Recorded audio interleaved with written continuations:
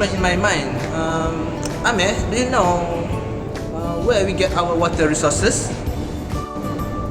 Hi FIRDAUS. We all know that in Malaysia, our water resources is come from rains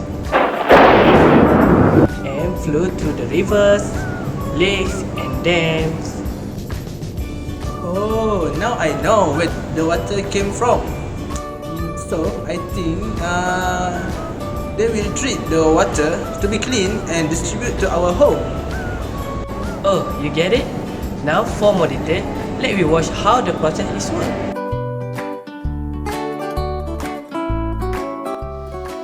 There are 5 types of pipe in our home, and they have different functions. There is communication pipe, service pipe, distribution pipe, overflow pipe, and washout pipe. Water flow starts from communication pipe. For communication pipe, it's a water state company responsibility such as Shabas, and also for supply pipe. Water supply will directly supply water from the street to our house. A communication pipe, a pipe running from the water main to the boundary of a property to allow a structure to connect with a multiple water supply. However, water service pipe will drain the water to water storage tank at the top of our house.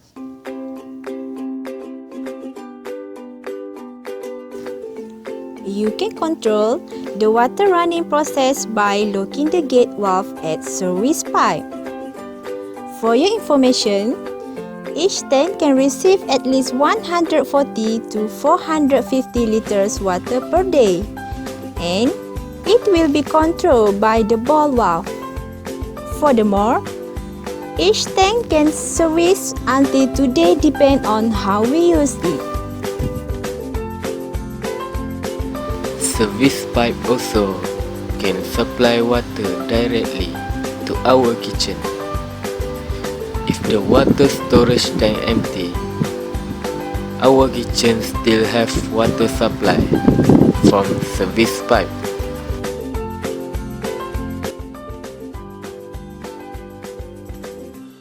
When you look at the tank, you can see there is a distribution pipe. Distribution pipe is a pipe within the structure that convey water from the water service pipe to the point of utilization. From this pipe, you can enjoy your drinking water, take a shower, wash your clothes, because it will deliver to all completeness by day at home.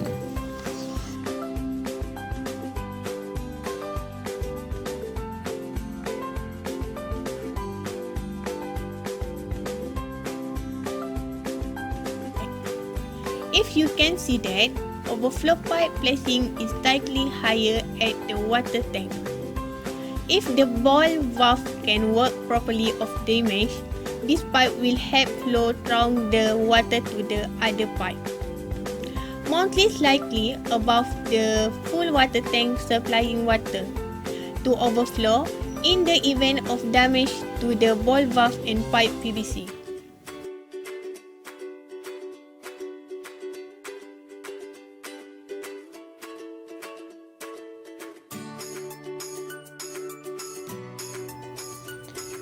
Washout pipe.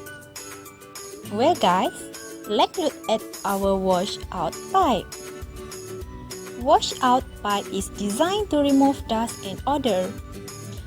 You may wash the tank a 6 months each by opening the gate valve. The water will remove from the tank.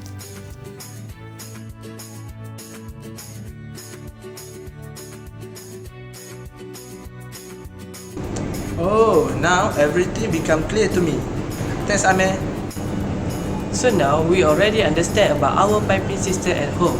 Thanks for watching and have a nice day guys. Bye bye guys.